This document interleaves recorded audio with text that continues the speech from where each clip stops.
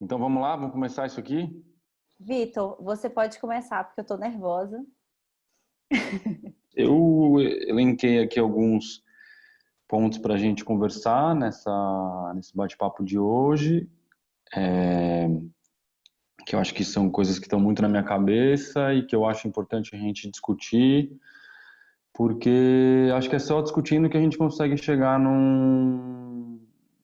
numa reflexão que possa indicar ou começar uma sociedade mais democrática, mais justa, que eu acho que no fundo acho que o que está por trás do que nos motiva, pelo menos eu e a Isis e boa parte dos fotógrafas documentais, fotojornalistas, é uma urgência de expor as violências que o Brasil tem como estrutura e como isso se configura em campo e nas relações pessoais, socioambientais também e tal. Bom, eu vou me apresentar brevemente. Eu sou o Vitor Moriyama, eu tenho 35 anos, sou fotojornalista há 10 anos, mais ou menos. Trabalho há muitos anos praticamente só com a imprensa internacional e algumas ONGs, todas ligadas aí a direitos humanos, mas especialmente também ao meio ambiente, a conflitos agrários. E nos últimos 2 anos eu trabalho quase que exclusivamente para o New York Times aqui no Brasil, cobrindo a América do Sul. E tem um trabalho de um pouco mais de fôlego, longo prazo, assim, por assim dizer, na Amazônia e no seu desmatamento. Estou trabalhando num projeto de um livro sobre o desmatamento, então aqui na pandemia tenho trabalhado muito sobre isso, para entender um pouco a Amazônia, a partir de um olhar de lá, né, se é que é possível, não tanto um olhar meio branco sulista, claro que é meu porque sou fotógrafo com as imagens, mas tentando levar em consideração um pouco outras imagens que não as imagens que estão nas pautas, né? Porque no fundo a gente, fotojornalista, às vezes tem uma sensação de que está sempre fazendo pautas e aí não tem uma unidade, uma consistência, às vezes para um trabalho autoral. Acho que isso é um dos temas que eu quero trabalhar aqui com a Isis. Então, jogo a bola para você, para sua apresentação, e a gente entra nas questões. Minha história na fotografia é mais recente. Meu nome é Isis Medeiros. Eu sou fotojornalista, mas também me dedico à fotografia documental. Nos últimos 5 anos, assim, eu tenho dado uma atenção especial a questões socioambientais também. E foi a partir eu sempre digo isso assim, foi a partir do crime, né, que aconteceu em Mariana que eu me tornei fotojornalista. Primeiro por uma necessidade de expressão mesmo de tudo aquilo que eu vi, que eu senti, né, do lado da minha casa. Eu sou de Minas Gerais, nasci em uma cidade próxima a Mariana, né, fica a menos de 40 minutos de Mariana, e eu não me entendia até então como mineira, assim, né, tá, ok, nasci em Minas Gerais, mas não entendi o que significava nascer em Minas Gerais e nesse território explorado, assim, nesse território da mineração. E foi a partir do crime, né, na tragédia de Mariana, que eu comecei a me dedicar arduamente numa batalha mesmo, assim, primeiro interna, porque eu me deparei com um tipo de comunicação que me inquietou muito, né, que era uma comunicação muito aparelhada mesmo com as próprias empresas, assim, né, que causadoras desses crimes, e me senti muito responsável por reportar um pouco daquilo que eu estava vivendo, sentindo, vendo ali.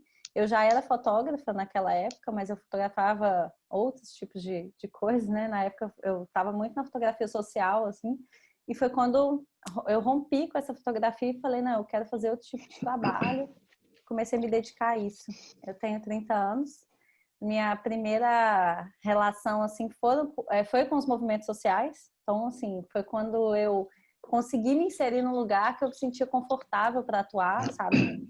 Diferentemente dos meus amigos que trabalhavam na imprensa. Eu não queria me sentir presa, né, de estar dentro de uma redação, eu não me sentia confortável para estar naquele lugar, não achava que era o meu espaço. Então eu comecei a atuar dentro dos movimentos sociais até que comecei a publicar o meu trabalho em mídias independentes. E a partir dessa experiência de publicar, de fazer relação, né, com outros profissionais também, o meu trabalho começou a ganhar uma visibilidade, principalmente em relação às pautas de direitos humanos e também de denúncia da mineração em Minas Gerais, né, que é o meu território, assim. Às vezes eu brinco com as pessoas que eu acho que eu nunca vou conseguir sair de Minas Gerais, porque o meu sonho há 7 anos atrás era voltar a estudar e sair daqui, e até hoje eu não consegui sair porque a tragédia virou algo recorrente e é onde eu tenho trabalhado, né, nesses últimos 5 anos, assim. Então, eu espero de verdade que, por mais que seja, né, o meu campo de atuação, que seja o lugar onde hoje eu tenho até um certo conforto em trabalhar, porque eu já entendo melhor do que há 5 anos atrás eu compreendia, né, essa pauta, mas eu espero que novas tragédias, crimes, né, como os que aconteceram em Mariana e Brumadinho, não voltem a acontecer, né. E foi nesse percurso aí que eu conheci o Vitor, né, a gente se trombou mesmo pessoalmente em Brumadinho, mas a gente já se conhecia nas redes, assim, né, a gente já tinha trocado algumas poucas palavras, assim, nas redes sociais, e quando a gente se encontrou em Brumadinho, aí rolou esse match aí. De trabalhar, né? Que foi um trabalho muito legal que a gente conseguiu fazer juntos, assim. E foi a primeira vez que eu trabalhei com alguém da imprensa num sentido de colaboração, assim, sabe? Que não existia esse sentimento de disputa, de um querer roubar o espaço do outro ou de não colaborar com o outro em campo. E que para mim foi uma experiência muito positiva, assim, a partir disso, porque eu já tinha vivido experiências muito, muito, muito ruins com outros fotógrafos em campo, e eu senti uma abertura muito grande do Vitor, assim, sabe? Do mesmo jeito que eu sentia que era para mim importante trabalhar, sabe? Eu senti isso de forma recíproca, mesmo a gente sem trocar uma palavra, sabe? Da forma como ele se posicionava e tal. Então, rolou uma relação muito, muito forte, assim, né, no campo. E a gente fez alguns trabalhos juntos, mas, assim, essa é a primeira vez que a gente se fala, assim, né? Alguns profissionais da imprensa já tinham me tratado com uma certa inferioridade pelo fato de acharem, né, que o fotoativismo é menos importante ou menos relevante do que um fotógrafo de pauta de redação, assim, né? O fato de eu me posicionar politicamente diante do meu trabalho, isso para algumas pessoas tinha menos relevância. Só que eu percebi, e aí eu queria até trazer essa bola pro Vitor, que na verdade isso para mim foi um ponto muito forte, sabe? Porque eu sinto que nós estamos num momento, né, histórico, assim, político, que não tem como você não se posicionar. Primeiro que eu não acredito no jornalismo neutro, né? Muito menos no fotojornalismo neutro. A gente tem lado, a gente tem as nossas convicções. E quando eu me vi diante de uma situação que me atingia completamente, sabe? Eu não tinha como não me posicionar. Não tinha como não colocar minha opinião sobre aquele fato, né? Então, eu queria até ouvir o Vitor falando também disso, como que ele lida com isso, né? De tanto trabalhar para veículos que não são alternativos, né? São veículos mais tradicionais e, ao mesmo tempo, ter o lado político e o lado né, que ele defende, que ele acredita, de certa forma, também impresso nesse trabalho que ele vem fazendo. Eu acho que o nosso trabalho tem que falar por ele, né? Eu acho que esse é o poder da imagem. Eu acho que as nossas fotos dizem muito e é elas que têm que dizer um pouco o que a gente quer comunicar. E aí, claro que cada escolha é subjetiva, né? Qual tema você vai fotografar e sobre qual aspecto. Isso já diz muito da sua visão de mundo, das suas visões políticas, das suas crenças, né? O Wesley Marcelino, que é aí de Brasília, que é um amigo também, o Wesley sempre me fala essa frase assim: o meu ativismo é o fotojornalismo, no sentido de que o próprio trabalho tem que dizer um pouco sobre qual é a sua visão de mundo, e eu acho que a coisa passa realmente um pouco por aí. É claro que essa imparcialidade do jornalismo ele é crucial para você ter uma carreira, ter uma conduta que seja ética, eu acho, né? Por mais que você tenha as suas próprias opiniões e a sua visão de mundo. Então, nesse sentido, eu acho que nunca vai ser sempre vai ser subjetivo e sempre vai ter uma certa abordagem, mas eu acho que de repente, por exemplo, na escolha da pauta que você quer fazer, isso já diz muito. Eu acho que a gente tem que dizer as coisas bastante com o nosso trabalho, porque você fazer uma reportagem sobre tal tema, ou sobre outro tema, ou sobre um ângulo, ou sobre outro ângulo, isso já diz muito da sua visão de mundo e de quais temas você acha relevantes para serem expostos para o grande público, pensando nos veículos tradicionais. Então, se não for uma coluna de opinião, por exemplo, eu tenho uma coluna no El País, que, enfim, está meio desativada, porque eu muito sobrecarregado e eu dei uma negligenciada nesse espaço. Eu acho que a coluna é um lugar destinado realmente para uma análise da conjuntura, enfim, onde você consegue expressar um pouco a sua opinião. Mas, de uma maneira geral, eu se pessoalmente você concorda com tal coisa e discorda de outra tal coisa, você tem que estar apto para poder ouvir aquele outro lado, para sempre tentar dar os dois lados de uma situação, porque aí eu acho que a contribuição do jornalismo é essa para a sociedade, ele é trazer uma reflexão, trazendo os elementos, as pessoas entendem, formulam suas opiniões a partir dessa exposição desses dois lados, né? Então, nesse sentido, contra fatos não há argumentos, assim, no sentido de que as coisas elas são como elas são os fatos, e a pessoa tem a capacidade, ou a gente trabalha para que as pessoas tenham um acesso mais democrático à informação, para que elas consigam estabelecer as suas próprias reflexões e tirarem as suas conclusões sobre o momento histórico que a gente está vivendo. Eu acho que o papel do jornalismo ele é um pouco por aí. É claro que Vitor, eu tenho um trabalho muito ligado às questões, aos conflitos ambientais. Então, isso tem a ver com um pouco como as questões são relevantes para mim. Eu acho que cada autor e cada autora vai construindo uma trajetória diante das coisas que são sensíveis a ele, porque o tema da mineração te atravessa de uma maneira que não me atravessa da mesma maneira, que não atravessa o Avner, não atravessa outras pessoas que trabalham com isso, por exemplo. Então, no fundo, é tudo a partir de um ponto de vista muito pessoal, né? Uhum. Super boto fé que a fotografia tenha que falar por si, mas eu não acredito que seja só fotografia. A fotografia é uma das ferramentas de linguagem, né? É uma das ferramentas de comunicação. E se eu tenho outras ferramentas que eu posso usar junto com a fotografia, eu não vou abrir mão disso, sabe? Então, eu vejo até porque também existe uma dificuldade muito grande dos fotógrafos falarem sobre o próprio trabalho, sabe? Ou sobre o que... Não, é claro que existem as exceções, existem pessoas que sabem fazer muito bem a defesa daquilo que fazem, né? Mas eu vejo uma dificuldade muito grande de texto mesmo, ou de se expressar diante, né, do seu trabalho e tal. E não pode ser um amuleto isso, né? Não, a fotografia tem que falar por si, a fotografia fala mais que 1000 palavras. Eu sou meio contra, assim, essa expressão, sabe? No meu caso tem até umas questões, assim, eu já, sei lá, tomei uma chamada do meu chefe, do meu editor, de falar, você não pode escrever isso no Facebook, tipo, pode pagar, porque o seu nome está vinculado ao jornal e nós somos imparciais, por mais que temos opiniões X ou Y, então enfim, são aulas de aprendizado, porque enfim, não sei, são as escolhas de cada um. Eu acho que é tudo muito subjetivo, porque cada um sabe de si, sabe a luta que defende e sabe também, acho que aonde quer chegar e o que a fotografia pode comunicar. Enfim, cada um tem um caminho, né?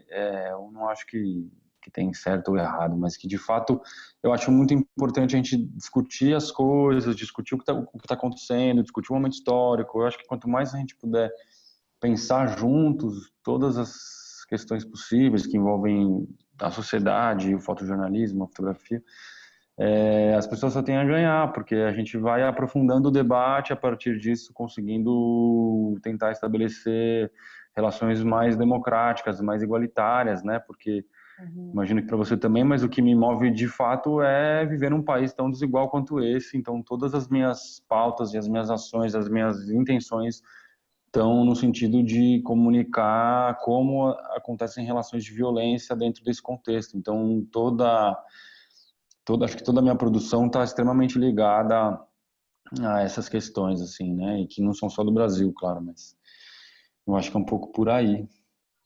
Vitor, sabe uma coisa que eu nunca te perguntei e eu fiquei curiosa aqui agora de saber, como é que você se aproximou da Amazônia, assim? O que te fez se aproximar desse assunto e o que te motiva nesse trabalho? Fazer uma faculdade de rádio e televisão, e aí já logo comecei a trabalhar com vídeo, fotografia de vídeo, sempre trabalhei como câmera, aí lá pelas tantas, eu estava acho que no terceiro ano da faculdade, eu fui trabalhar de cinegrafista do Multishow, assim, num programa de humor, e a gente foi para a Amazônia fazer uma pauta, e era uma vivência, assim, de fauna e flora, com guia local, num lugar que tinha observatório de pássaros, foi uma experiência marcante. Eu tinha acabado de comprar minhas primeiras câmeras, minha primeira câmera, minha primeira lente, assim, aquele kit básico que todo mundo começa, aquela Canon XTI com uma 70-300 5.6, uma 18-55 e tal, e aí eu lembro que eu sei lá, a fotografia e a beleza natural era tão magnífica. Aí eu, pela primeira vez, consegui fazer fotos plásticas, assim. Eu lembro de uma foto de uma cobra super bonita, das formigas tucandeiras, a gente tomando banho no fim de tarde ali no Rio Urubu, assim. Foi uma experiência que me marcou muito. E eu, desde pequeno, sempre tive uma relação muito forte com a natureza. Acho que por viver em São Paulo, sempre quis sair daqui, ia todo verão pra praia, ou sempre que podia a gente ia pro meio do mato. Então eu sempre fui um amante da natureza, assim, sobretudo. Então, para mim, eu quero preservar aquele lugar que é um lugar que eu sempre amei, né? Então, eu acho que essa relação com a Amazônia, ela, ela vem muito daí, assim, de ver essa exuberância da floresta, de todos os conhecimentos tradicionais e a sua biodiversidade, ver isso sendo totalmente destruído por um trabalho, por uma mentalidade econômica de desenvolvimento que é muito agressiva e predatória. Isso fala muito sobre o Brasil e volto aqui para as questões que me sensibilizam para poder seguir trabalhando. Então, eu acho que tem a ver com isso, né? Essa questão de eu ser realmente uma pessoa que ama muito a natureza e sou militante ambiental nesse sentido de que eu acho que as florestas e os biomas têm que ficar de pé. A gente tem que achar jeitos e maneiras que as empresas, os governos se sensibilizem para que a gente possa ter um desenvolvimento sustentável das coisas, porque no ritmo que vai, o planeta vai acabar, né? Porque estamos destruindo com todos os recursos naturais e isso é um processo global.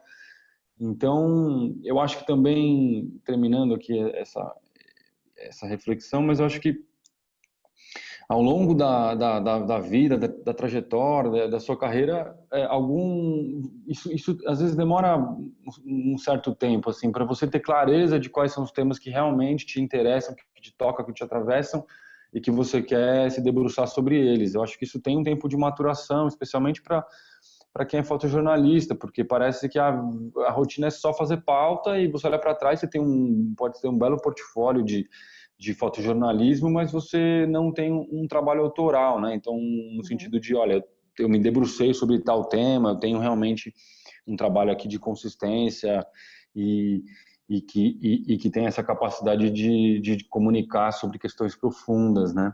Eu acho que é um pouco por aí. É muito pessoal mesmo isso, assim, né? E a forma como É, você até se encontrar aquilo que de fato faz algum sentido, assim, né? Tem gente que demora mais, né? Eu acho até que você encontrou isso rápido, porque quantos anos que você está fazendo essa documentação sobre a Amazônia? mas com quantos anos eu já consegui ter clareza sobre isso, por exemplo, sabe? Só É, agora, depois de muito tempo, eu estou conseguindo ter clareza e falar, bom, acho que agora eu tenho material olhando para trás, eu tenho material para poder fazer um livro, por exemplo, entende? Então isso é um processo natural. Acho que cada um tem o seu tempo para que as fichas comecem a cair, assim, porque são muitas fichas que tem que cair, é muito autoconhecimento e eu acho que a gente tem uma profissão que muitas vezes assim, a competição é muito violenta e isso implica num jogo de vaidades péssimo, numa desunião tremenda, terrível. E uhum. eu acho que o caminho é o contrário, o caminho é a gente poder, enfim, se unir e pensar as coisas coletivamente, né? Queria até trazer um pouco essa reflexão aqui para você, para a gente, assim, de como a gente consegue tornar um ambiente do fotojornalismo que é mundialmente extremamente masculino, e isso, as estatísticas que você me mostrou e que a gente pode compartilhar aqui da Woman Photography da Daniele comprovam isso muito, e a Daniele do Woman Photography faz um levantamento de fotos publicadas na capa dos principais jornais mundiais e quantas foram feitas por homens e mulheres, né? Ó, tá aí, Isso. você tá colocando na tela, né? E ó, não vou puxar sardinha pro New York Times não, mas ele é o segundo colocado aí nessa lista aí. É verdade. Tem uma outra, essa aqui, ó. Espera que eu vou acender a luz que foi escuro aqui. O San Francisco Chronicle tem 46% das publicações nas capas de jornais feito por mulheres, New York Times 28% e por aí vai, né? E eu fiquei muito curiosa depois de ter visto que esses dados são os mais recentes, né? De abril a junho deste ano. De como que são essas publicações no Brasil. E eu até depois de ter visto isso essa semana, eu fiz me comprometi comigo mesma, assim, de que eu quero fazer essa pesquisa, assim. Sabe como que tem sido isso nesse último período, especialmente nesse período agora de pandemia, né? Como tem sido feitas, né, as pautas, quem tem feito essas pautas, né? Teve um dia que eu fiz um exercício aqui de procurar quem eram as mulheres no Brasil que estavam nesse front, assim, né, de documentando esse período, né, de pandemia. E, de fato, nós somos ainda muito poucas, né, em relação ao que existe, né, de possibilidades. E eu não falo nem só de capa do jornal, né, porque aqui esse é um recorte Claro. pequeno ainda, né, a gente Sim, está falando sim. que existem muitas outras frentes, né, de trabalho e possibilidades de publicação que não são só os jornais impressos. É porque, assim, às vezes eu fico vendo que parece que o discurso já chegou no limite, sabe? Parece que a gente já superou já essa divisão, né? As mulheres já estão num pé de igualdade, mas está muito longe até de ter uma igualdade. Eu nem acredito que ela vai acontecer tão rápido, assim, tão fácil. Porque ainda é uma luta de formiguinha mesmo, né? Muito lenta. E cada avanço que a gente tem é uma conquista muito grande. Mas eu sinto que nesses últimos anos, especialmente de 2013 para cá, o número de mulheres fotografando nas ruas, de fato, visivelmente aumentou, né? Mas eu acho que uma das maiores dificuldades, pelo menos, né, conversando com muitas mulheres que trabalham nesse front, assim, que a maior dificuldade é, de fato, a disputa, assim, sabe? E é uma disputa não no sentido, tipo, de fazer a melhor foto ou ter o melhor trabalho, mas da disputa, assim, de respeito mesmo, porque primeiro que a gente já sofre, né, com as questões de assédio, né, com a violência mesmo, que acontece nesse lugar da fotografia, e depois do reconhecimento, né, de conseguir desenvolver um trabalho, de ter autoconfiança para seguir em frente com ele. Mas eu tenho colegas que estão fazendo um trabalho incrível, especialmente agora na pandemia. A gente tem a Biló representando lá no Congresso, mandando muito bem, assim. Então, são inspirações que eu acho que sempre existiram, né, essas mulheres nesse lugar da fotografia, assim, né?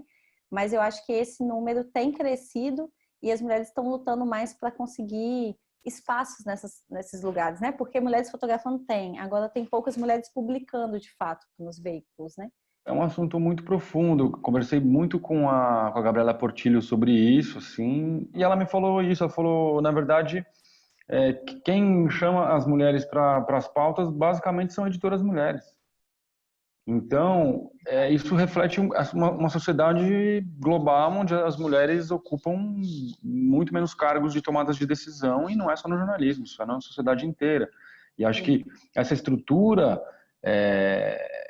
social que é patriarcal, que é masculina, que é machista muitas vezes, ela também é muito racista, né? Então, assim, se a gente desdobrar aqui pro número de fotógrafos e fotógrafas negras, é uma minoria aqui no Brasil, sendo que a gente tem uma população de 53%, sabe? Então, a agência de notícias internacional no Brasil tem, acho que, duas mulheres, tem a Silvia e tem a Pilar, acabou, entende? Nos grandes jornais aqui em São Paulo tem a Marlene, agora tem a Matilde e tem a Karime, são três, mas tipo para, sei lá, 15 homens. O Globo tem a Márcia, não sei, acho que não tem mais ninguém, nem sei.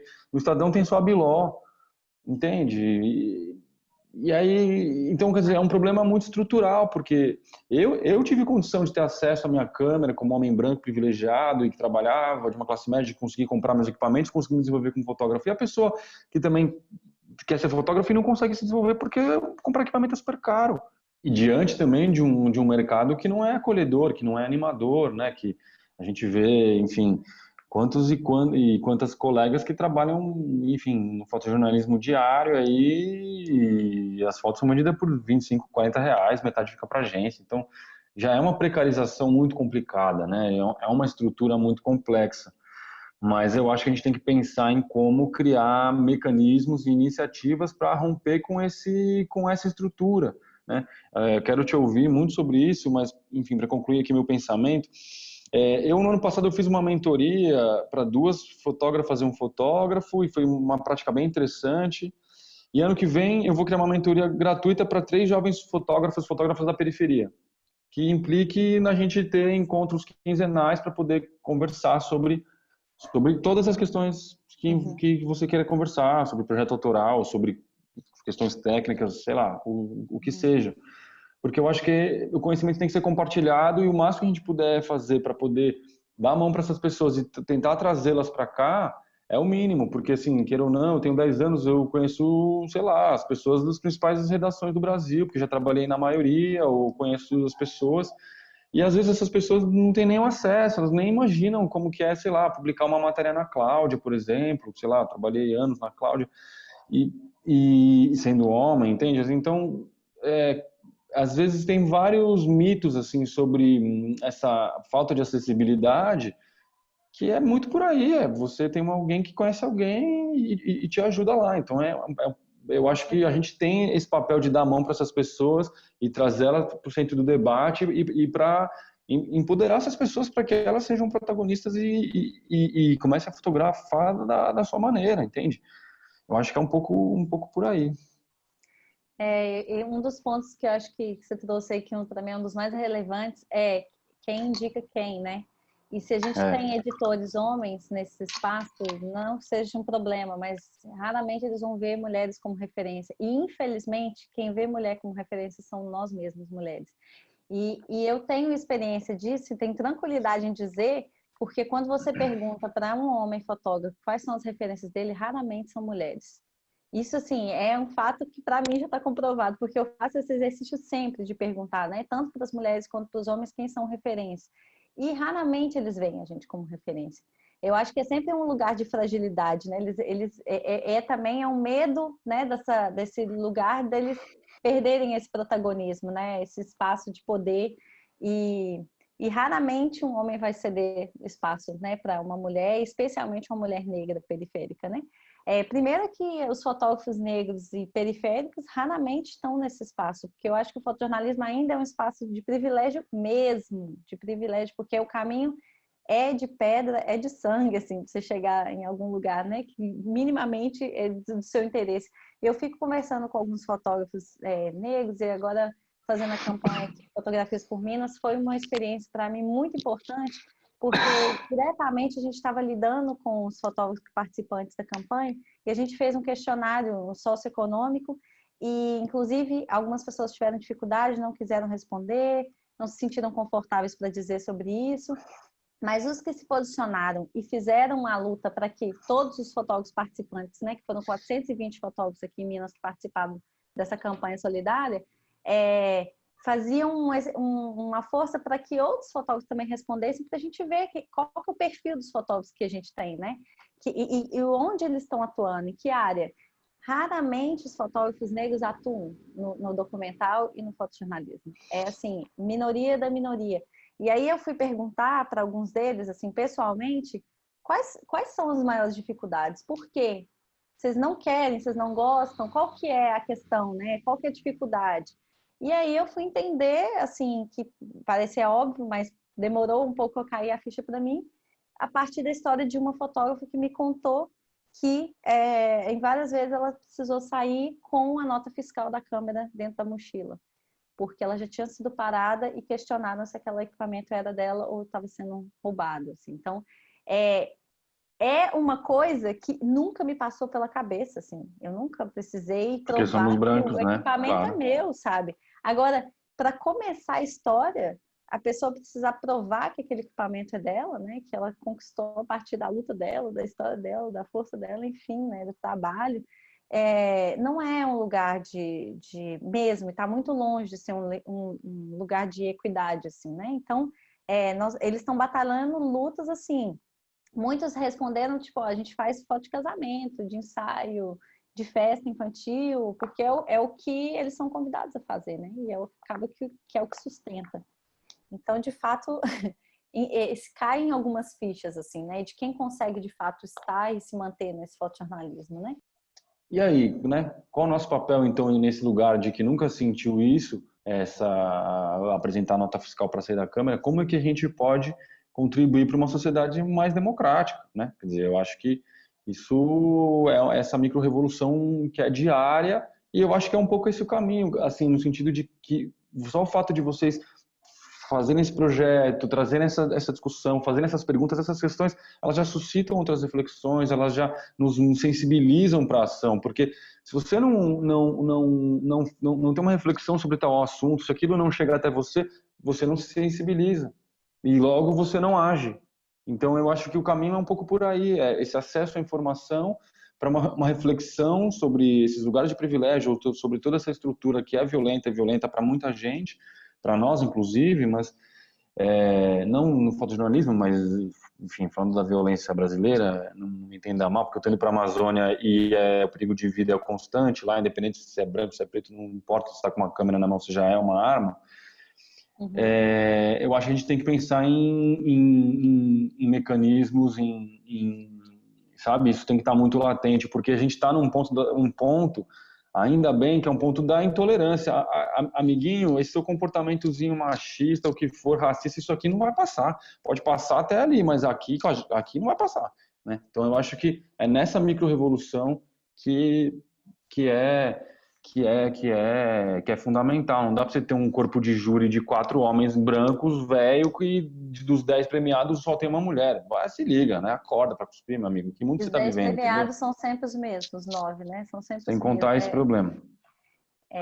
E a gente, você falou de editores, né? Não só editores, aí a gente tem os festivais, né? Tem várias organizações de encontros mesmo e que permitem esses acessos, né? Entre homens e mulheres mesmo, trazendo suas pautas, suas questões. E é tão mais bonito, pelo menos eu vejo assim, né?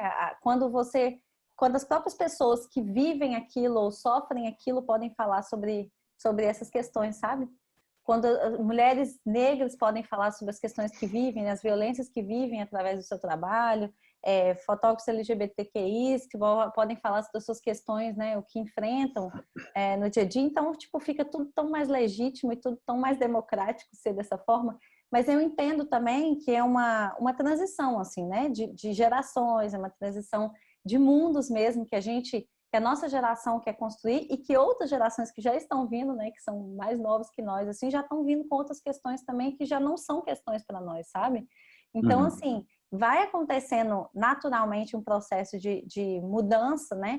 E que eu entendo que alguns fotógrafos, né, de outras gerações têm uma dificuldade de aceitar Claro, essa mudança claro. também por conformismo, né, por comodismo, por medo de perder o espaço também. Então, é natural entender que isso acontece, mas eu tenho certeza que muita coisa tem acontecido de mudança e tem acontecido agora, assim, né? No nosso meio, assim, né? Entre nós e com os trabalhos que a gente vem fazendo, né? E com as brigas que a gente vem travando. Então, às vezes a gente ouve, né? Essa resposta, tipo, vocês falam de uma forma agressiva, é uma forma que de certa forma para as pessoas pode parecer uma certa violência, mas eu acho que para muitas pessoas que sofrem na pele várias dessas questões, né, que a gente enfrenta, e eu já enfrentei muitas, eu já bati muito de frente, eu tive que modelar muito a minha forma, eu tive que mudar muito a minha forma de lidar com isso, porque a raiva sobe a cabeça, assim, e só a gente que sabe, né, de quanto é difícil enfrentar a violência no nosso meio, né, onde a gente trabalha. é difícil de fato ter sangue frio quando aquilo já é algo recorrente, é aquilo que acontece todos os dias e que te tira o fôlego, assim. Quantas vezes eu fui impedida de trabalhar pelo fato de ser mulher, pelo fato de não representar aquele perfil, né, do esperado, né, do fotógrafo esperado. Então, hoje eu não tenho medo não, sabe? No início eu ficava meio receosa, assim. Depois você entende o lugar onde você está e onde você quer chegar, você não abre mão desse lugar, sabe?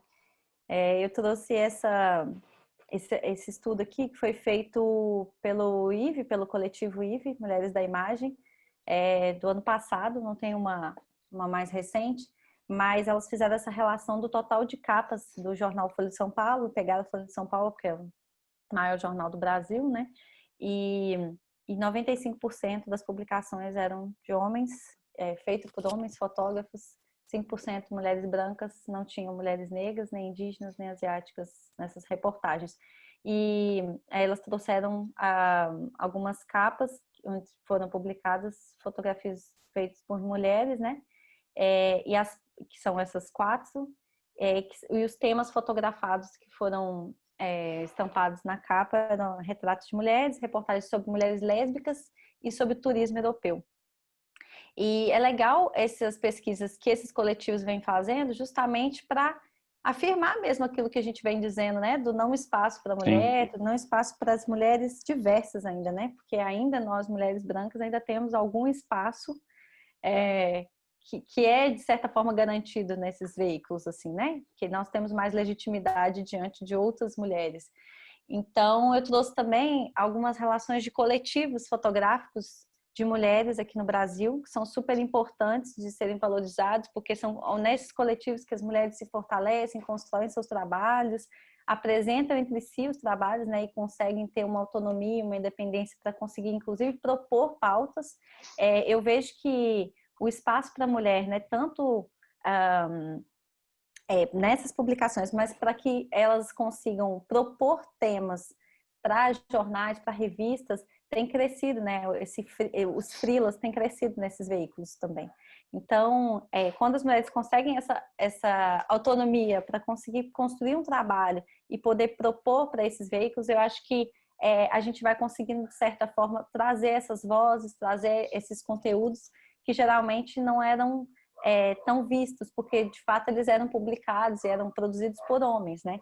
Então é muito diferente a gente trazer as nossas questões, contar sobre isso e trazer a nossa perspectiva, não só sobre o nosso ponto de vista, mas trazendo vozes de outras mulheres que não estariam nesses veículos, a não ser de uma forma que muitas vezes a gente foi colocado, que é do lugar do objeto, né? A mulher como sem voz mesmo, né? Ela sendo apresentada por outras pessoas e não por si só, assim, né? Não por elas mesmas. E aí eu trouxe alguns trabalhos para mostrar assim que de fato acho que o trabalho mais forte que eu venho fazendo nesses últimos anos é de fato da mineração. E eu comecei em 2015 com o rompimento em Mariana e naturalmente a evolução, eu não sei nem se você já tinha visto, Vitor, mas assim, vai acontecendo. Hoje eu vejo esse trabalho que eu nunca mais voltei, nunca mais editei. Ele é muito diferente desse outro que eu fiz em Brumadinho, assim, ele já vai com um olhar um pouco mais, eu acho que um pouco mais crítico mesmo daquilo que eu queria apresentar, do que eu queria mostrar, das experiências que eu tinha vivido em outros territórios, né, antes de chegar ao crime em Brumadinho. Eu trouxe só algumas imagens assim, desse momento, né, que foram comunidades atingidas após o rompimento em Mariana, da Samarco, do BHP Billiton. Nossa, foi uma das experiências que mais me marcaram na vida, assim, o dia que eu cheguei em Mariana e eu me deparei com essa realidade, assim, eu fiquei, sei lá, uns 15 minutos petrificado, assim, olhando, a gente chegou em cima, era um vale, e aí você viu o rastro da lama naquele vale inteiro, assim, foi uma coisa, nossa, me marcou muito. Qual a grande diferença que você sentiu em fotografar em Mariana, na época da tragédia, e depois, 4 anos após, assim, em Brumadinho? Ah, porque Brumadinho foram muitas vidas, né? Tinha um peso da morte muito denso. Para mim, Mariana foi uma coisa, um impacto ambiental. Tem outra foto boa, hein? Um impacto ambiental muito forte, assim, sabe? Foi, para mim, acho que Mariana foi um impacto ambiental. Enfim, estava lá também pelo Greenpeace e tal. Mas Brumadinho tinha essa energia toda da morte, né? E uma cidade pequena e todo mundo preocupado e procurando parente, assim. O clima foi muito diferente, né? Foi muito forte, né? Tem uma coisa que eu sempre digo, assim, é que o sentimento de quando eu cheguei em Brumadinho tinha sido como se eu tivesse chegado pela primeira vez naquela cena, assim, não foi muito diferente do que aconteceu quando aconteceu em Mariana, sabe? Eu achei que eu já tivesse um pouquinho mais preparada para lidar com esse sentimento, mas foi completamente, eu fui pega, assim, de surpresa, porque eu me emocionei todo de novo, eu fiquei mal de novo, eu me coloquei de novo naquele lugar, assim, como se fosse a primeira vez que eu estivesse pisando. E, de fato, não passa, né? E, assim, até hoje, indo no território, o sentimento é o mesmo daquele do primeiro dia. Aí você teve a Nossa, oportunidade de a gente tem umas retomar, né? fotos iguais aí, né? Ah, é? Conta a história dessa foto aí, Vitor. Uai, conta você a história. Esse dia foi o dia que a gente fez a gente já tinha caminhado, né, alguns dias juntos e a imprensa já tinha, né, grande parte já tinha ido embora, tinha poucos fotógrafos ali que estavam ainda atuando, alguns Sim. veículos, porque outras tragédias aconteceram no Brasil no mesmo período e a mídia se foi ficando mais escassa ali Sim. mesmo. E aí, assim, a gente só conseguiu o acesso à mina, né? A gente entrou mesmo no Córrego do Feijão, na mina do Feijão, nesse dia, porque, de fato, já tinha dado uma amenizada e o Corpo de Bombeiros estava trabalhando muito nessa região. E desde o início do trabalho, da cobertura, a minha intenção era muito de mostrar a empresa, de mostrar tipo quem era responsável por tudo aquilo, muito mais do que só mostrar tudo destruído, né? Do que mostrar a casa destruída, do que mostrar o rio contaminado, enfim, eu queria muito mostrar quem era responsável por aquilo. E isso era algo das coisas mais difíceis do trabalho, porque eu cheguei 3 horas após o rompimento em Brumadinho, ali no Córrego do Feijão. E o primeiro impacto que eu tive foi de lidar visualmente com aquela, além de lidar visualmente com aquela cena, foi que um grupo de trabalhadores da Vale ainda estava uniformizado, mas no dia seguinte esse grupo já não usava mais uniforme, as Uhum, pessoas, uhum. os funcionários já se vestiam com crachás e com de uma forma a invisibilizar mesmo a empresa, e eles eram ali estavam colocados como voluntários, né, como pessoas que estavam ajudando as pessoas que estavam chegando e tal. E aquilo me indignou muito, assim, porque você não sabia com quem você estava falando, você não sabia se você estava lidando com voluntários, com pessoas, né, que foram por iniciativa própria, ou você estava lidando com os funcionários da empresa. Então, ver qualquer sinalização da empresa ali era algo muito difícil. E aí, o dia que a gente conseguiu entrar, né, na mina, que foi esse dia, né, 20 dias após, a gente conseguiu ter acesso a essas áreas que estavam até então só sendo Acessíveis para os acessadas bombeiros. pelos bombeiros ou pela própria empresa, né? E aí foi um dia que eu consegui pegar várias coisas de placas, assim, né? Aqui mais abaixo tinha uma placa que para mim ela é muito icônica, assim, né? Ela é muito irônica e isso diz muito sobre a forma como a empresa e como a mineração tem tratado mesmo, né? Essas comunidades, assim. É no sarcasmo, na ironia, sabe? O pós-crime, para mim, é mais complexo e problemático do que o crime em si, assim, sabe? Porque é de fato é de uma crueldade muito grande, especialmente nesse momento que a gente está vivendo de pandemia, onde essas pessoas estão sendo retiradas dos territórios. Já são 8 cidades em Minas Gerais, no entorno de Belo Horizonte, que estão sofrendo evacuações, assim, especialmente em áreas que estão com risco de novos rompimentos. Mas já há um tempo, né? Inclusive a gente foi para Barão de Cocais logo em sequência, né? Porque apresentava um risco de rompimento e que nunca se rompeu e que existe, né, toda uma especulação ali da comunidade, das pessoas atingidas, de que a mineradora tem interesses, né, naqueles terrenos, naquelas áreas, não só em Barão de Cocais, mas em outras cidades. Ô Isis, você sofreu muitas violências, assim, talvez por parte da própria empresa, durante seu trabalho todo de documentação? Sim. Aconteceram 3 situações.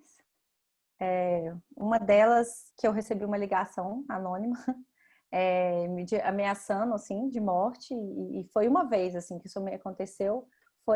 Foram nos 30 primeiros dias, assim, após o rompimento de Brumadinho.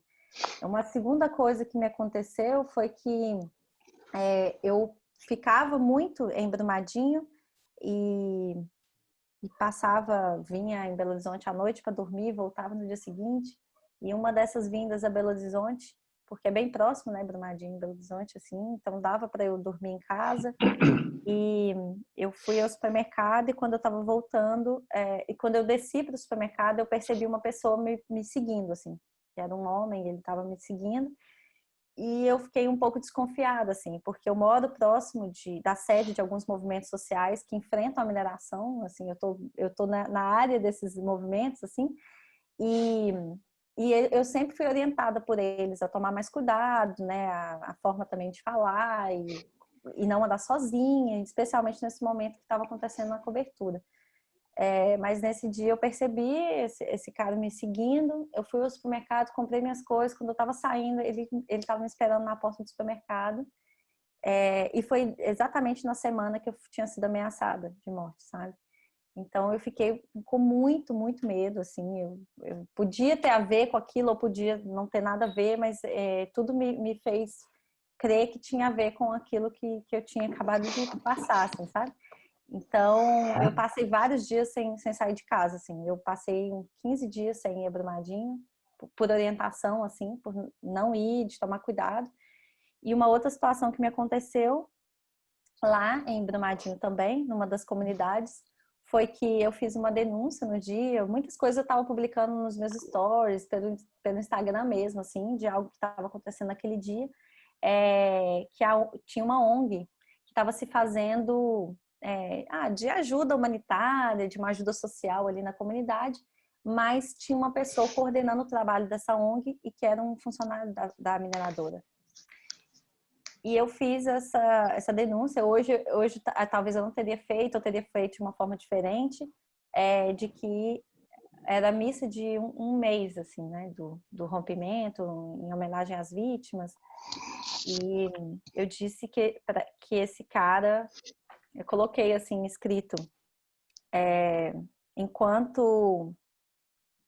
Ai, tô tentando lembrar a frase, mas era algo do tipo assim, que enquanto a mineradora mata, ela dá flores, assim. Era um cara que era um funcionário da Vale segurando várias flores para entregar para os familiares das vítimas. E essa ONG tentou derrubar meu Instagram, eles colocaram todos os voluntários deles para me deslegitimar na comunidade. Eu tive que me afastar também dessa comunidade, não pude ir por um tempo. Mas hoje é mais tranquilo, sabe? Eu nunca vou sozinha para lá também. Sempre aviso, sempre levo alguém junto comigo para poder ficar mais tranquila com relação a isso. Porque não é um trabalho fácil. Pois é, mas é um trabalho. Eu lembro dessa foto, também estava junto. É um trabalho que é isso, né? Acho que o jornalismo bem feito ele incomoda, né? Porque ele escancara toda uma estrutura que vai, né? Que é um soco para os interesses de muita gente, né? Geralmente pessoas muito poderosas, né? Empresas, governantes, enfim. Então é por isso que o jornalismo incomoda tanto, né? Sim. Você já passou por alguma situação assim? Olha, não, viu? Passei algumas coisas meio esquisitas de gente seguindo, assim. Uma foi inclusive da própria Vale, a gente estava lá em Canaã dos Carajás, onde a Vale tem a maior operação de minério do mundo, e a gente estava acompanhando uma passeata do pessoal dos movimentos sociais locais de lá, e um carro ficou seguindo a gente o tempo inteiro, eu e a repórter, a Thalita Bendinelli do El País, na época, assim, lá tem uns 6 anos atrás isso também. E isso foi um pouco marcante. Em alguns outros casos, algumas pessoas seguindo, assim, mas não foi nunca nada muito agressivo, né? E eu também nunca estou sozinho no campo também, enfim, então é um pouco por aí. Ah, lembrei de uma outra situação também, em Barão de Cocais. Eu e dois repórteres do Intercept, estava com o Caio, que era um repórter, e o cinegrafista, a gente estava fazendo um mini documentário sobre aquela história das evacuações, assim. Sim. E aí o carro da Vale, né, da segurança da Vale, começou a seguir a gente. Todo lugar que a gente ia, o carro vinha atrás. Mas aí chegou um momento que a gente subiu numa área que, entre aspas, era proibida, porque de fato a Vale chega no território, ela começa a colocar placas, né, de onde pode ou não ser acessado, mas de acordo com os interesses dela. E aquilo ali é uma área que tem dono, né, e que são os moradores daquelas comunidades. E aí a gente entrou para fazer umas fotos, e aí o segurança foi e prendeu a gente, assim, sabe? Parou o carro no meio da estrada para que a gente não voltasse e chegou intimando assim mesmo, pedindo documento, pedindo para a gente se identificar. Só que eu nunca baixei muito, né? Eu falei, não, eu posso até te mostrar meu documento, mas eu também quero ver o seu. E aí ele ficou nervoso assim e falou, não, me dá seu documento. Aí eu já comecei a tirar foto do carro, das placas, sabe? Comecei a o que ele fazia comigo, eu fazia com ele de volta, assim, sabe? E aí ele desistiu do documento, me falando comigo como se ele fosse policial, assim, sabe? Eu falei, não, eu não estou no território de ninguém, isso aqui tem dono, é a própria comunidade, né, que foi retirada daqui, mas eles são donos desse território, não tem nada de propriedade privada aqui, né? Não é de vocês. E a gente teve liberação dos moradores para estar aqui. Então, assim, rola um confronto ali, né, na hora de fazer o Ah, trabalho. sim, muito. A gente tem que ter um certo peito, assim, para lidar também, senão a gente não Ah, faz. bom, esse tipo de problema corriqueiro é corriqueiro, né? Comum, né? Super. Porque é isso, né? O Brasil é um país extremamente burocrático, né? Você não pode fazer foto no metrô que já vem um segurança te abordar. Você fala, o que que é isso? Uhum. Então, a fotografia é sempre uma arma, né? Essa que é a grande verdade, né? A câmera é uma arma, né? É a sensação que eu tenho. Toda vez que eu vou até fazer um retrato de um morador, às vezes coisas meio simples, as pessoas se sentem intimidadas, né? Eu acho muito forte isso. Eu tô falando de evacuados, mas é ruim, né, estigmatizar essas pessoas como atingidas Uhum. e evacuadas. Eu queria trazer alguns retratos, assim, de algumas pessoas que estão sendo expulsas dos seus territórios e estão aproveitando especialmente esse momento de pandemia, onde os olhos estão voltados para outras questões, e essas pessoas estão completamente jogadas de lado, completamente invisibilizadas diante desse cenário. E que são pessoas, eu fui fazer um cálculo dessas 8 cidades que foram evacuadas desde o ano passado, Uhum. após o rompimento de Brumadinho, são aproximadamente 1.800 pessoas que estão fora de casa, fora de seus territórios, são pessoas que viviam na zona rural, que plantavam, que colhiam, que viviam de uma forma muito simples, mas que hoje estão vivendo em hotéis, que estão sendo alugados pela empresa, que estão Pois é. vivendo de uma forma que elas não escolheram viver por causa desses rompimentos supostos rompimentos que a Vale diz que podem acontecer. Mas enquanto isso, a Vale tem tentado comprar essas terras mesmo, e como aquilo que a gente já imaginava no passado, quando a gente publicou uma denúncia no Intercept, esses casos vêm se concretizando, assim, de interesse mesmo por essas terras, né, pelo subsolo dessas áreas, e são muitas áreas muito ricas em minas, assim, e que provavelmente não vão ser exploradas agora, mas num futuro, assim, porque isso não acaba, né, então nesse momento os olhos estão voltados muito para Carajás, né, onde Sim. é a maior produção de minério de ferro do Brasil, assim, Do mundo, né? e quase aí do mundo. Então, em breve vão voltar para Minas para voltar a explorar esses territórios dessas pessoas. Então, estão vivendo numa situação de abandono assim mesmo, sabe? E elas recebem um salário emergencial, que é um salário mínimo, assim, que não dá para sustentar como eles viviam antes, porque na cidade o custo das coisas é muito maior. É caro, né? Claro. E aí eles estão cortando, sabe, esse salário emergencial logo nesse momento, onde as pessoas já estão mais fragilizadas, sabe? Belíssimo trabalho.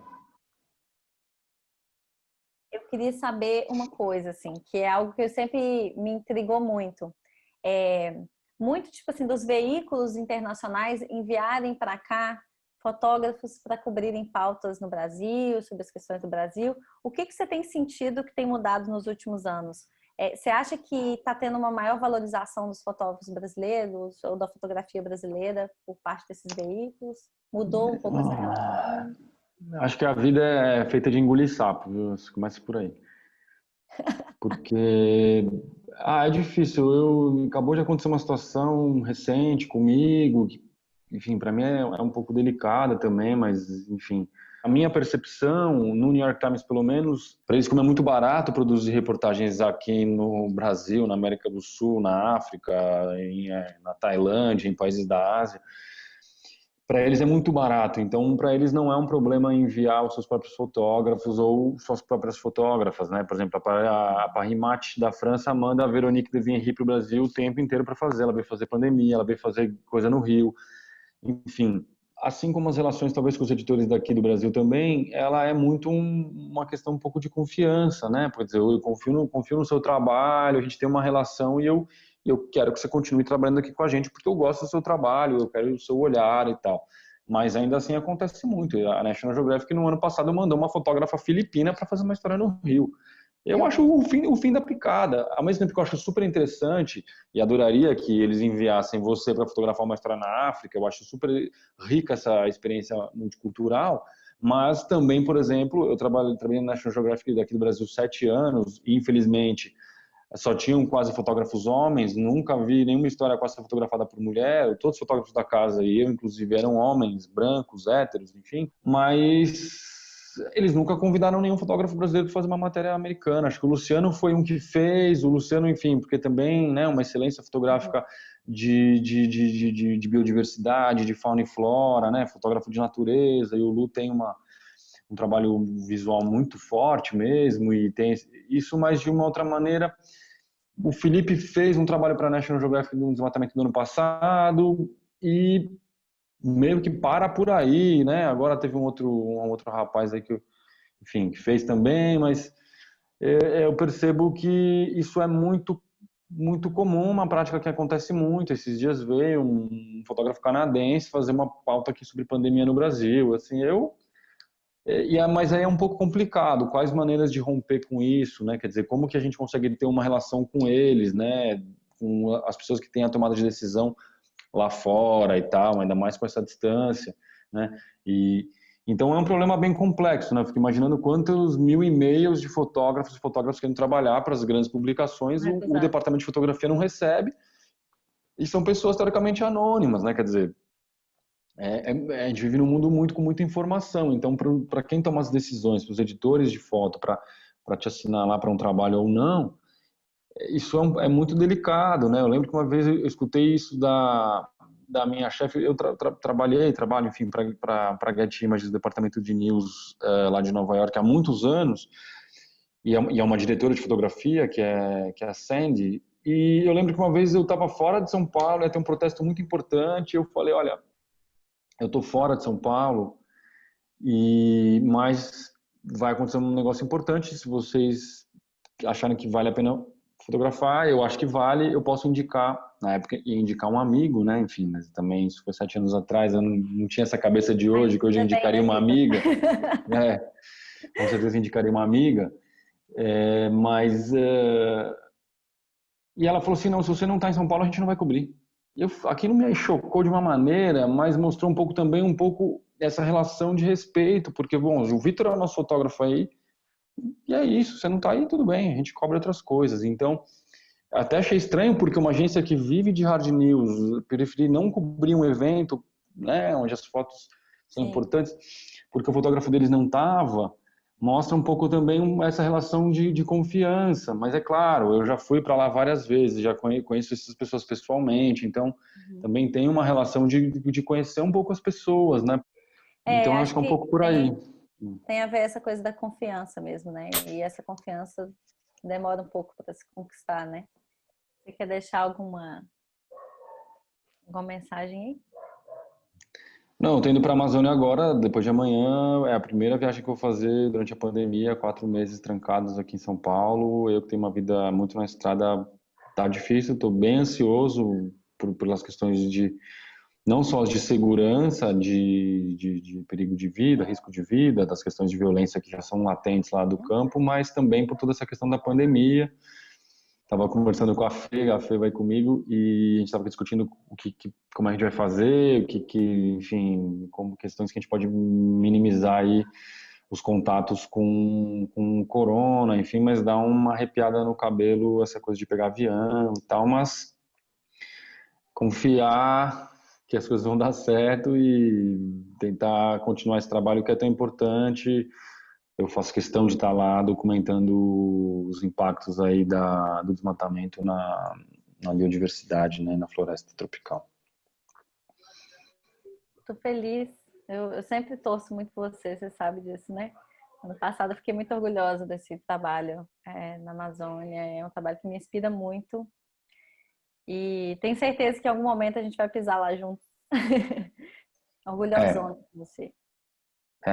Obrigado. Seguimos firmes e fortes aí. Foi um prazer estar com você. Um Obrigada prazer, querida. mesmo. E a gente se encontra aí. Em Tá breve bom, tô nesse front também. Tô mais tá reclusa bom. nessa pandemia, mas em breve estamos pisando junto nessa terra, nesse mato, nesse Brasilzão lá fora, né? E pisando descalço, né, para sentir o poder Com da terra. certeza. Boa viagem. Tudo de bom para você. Obrigado, querida.